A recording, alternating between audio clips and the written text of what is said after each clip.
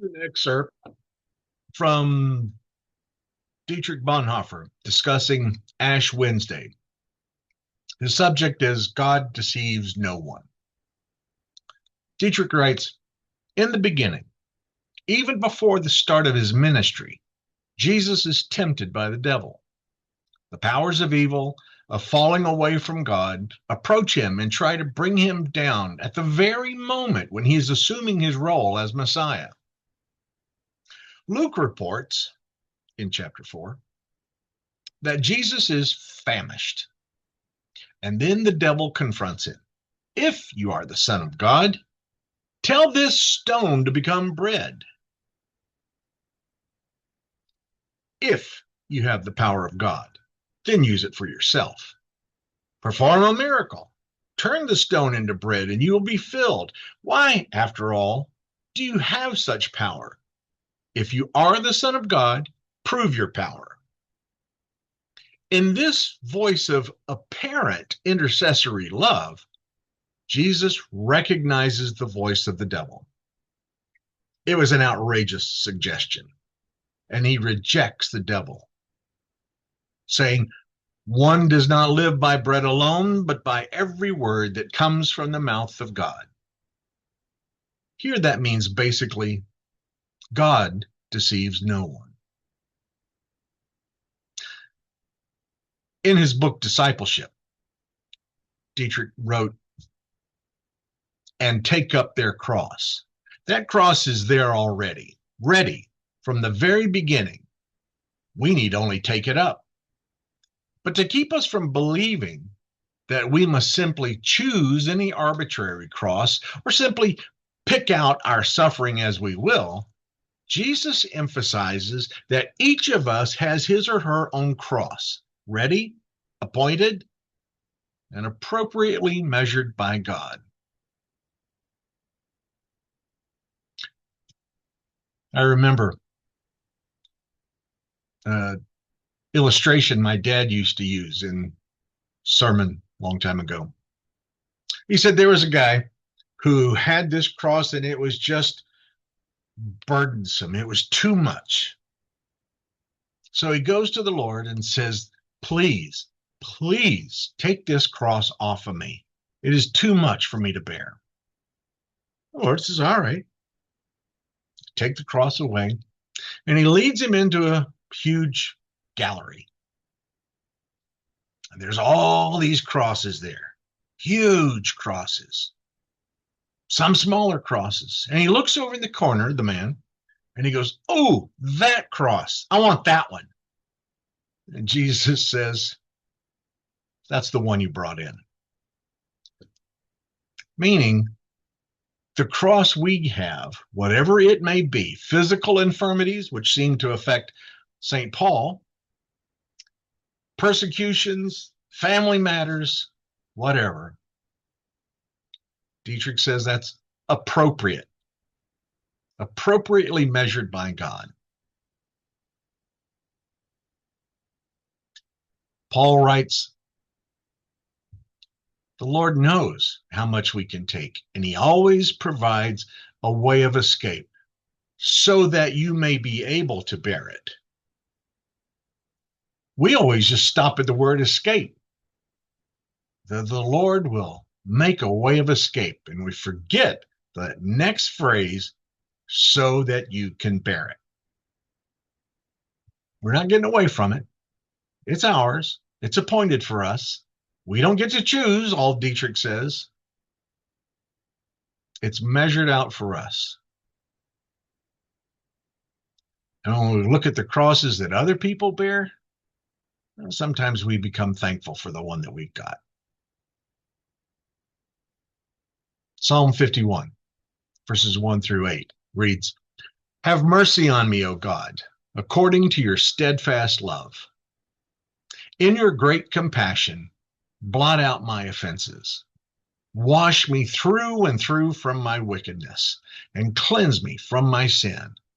For I know my offenses, and my sin is ever before me. The Hebrew there actually reads, my sin is ever al panate, before my face. I'm always looking at it. Dietrich writes in another place, the fact that we can pray is not something to be taken for granted. It is true that prayer is a natural need of the human heart, but that does not give us any right before God. We pray to the God in whom we believe through Christ. Therefore, our prayer can never be a conjuring up of God. We do not need to present ourselves before him. We can know that God knows what we need before we ever ask for it. That gives our prayer the greatest confidence of a happy certainty. It is neither the formula nor the number of words, but faith that reaches God in his fatherly heart, which has long known us.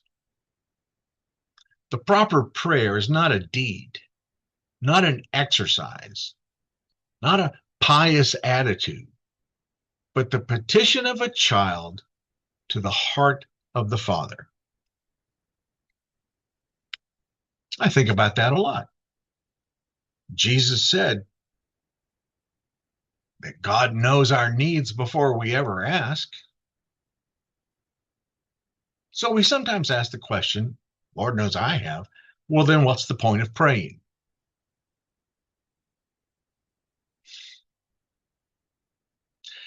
My mom and dad knew I needed to be fed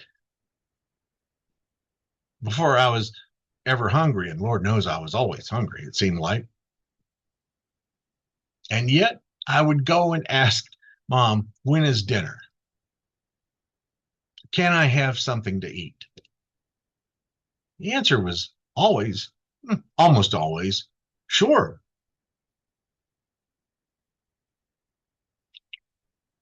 But it made me a participant in the family life. We pray to our heavenly parent, and it reinforces for us that feeling of confidence, that feeling of communication, even. And that great line from C.S. Lewis, I don't pray to change God. I pray to change me. When I say it out loud, and me being an auditory learner, I need to hear the words in my ears, even if it's coming from me. To say those words, to know with confidence, I am heard, it means a lot. We can go to God saying, Abba. We always just interpret that as Father.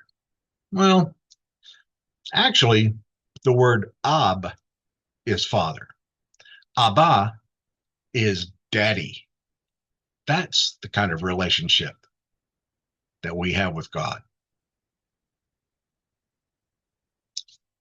In his book, Life Together, Dietrich writes, we pray for the big things and forget to give thanks for the ordinary, small, and yet really not so small gifts.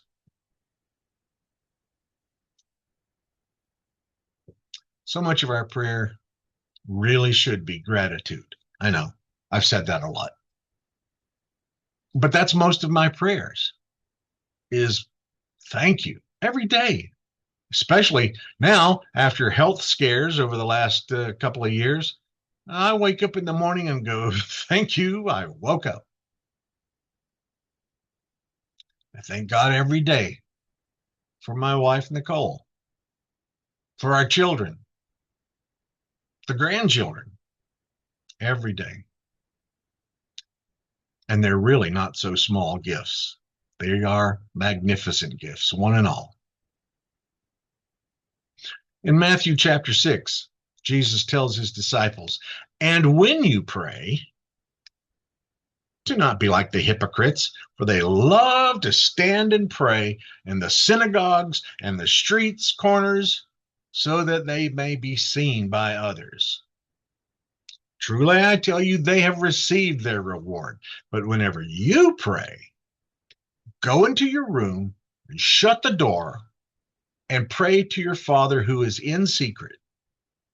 And your Father who sees in secret will reward you.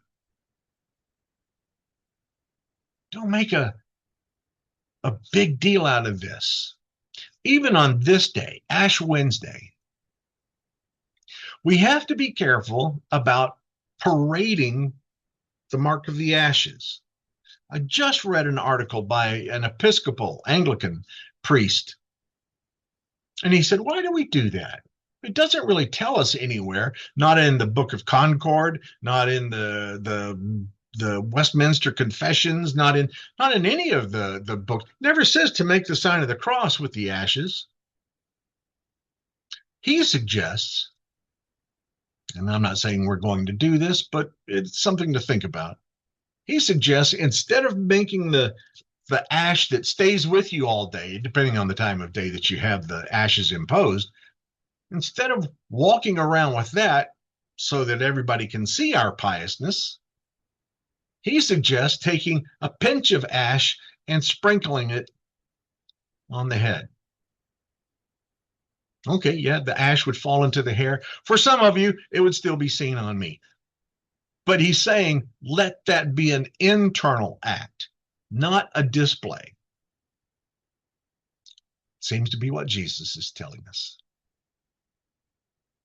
Thanks be to God.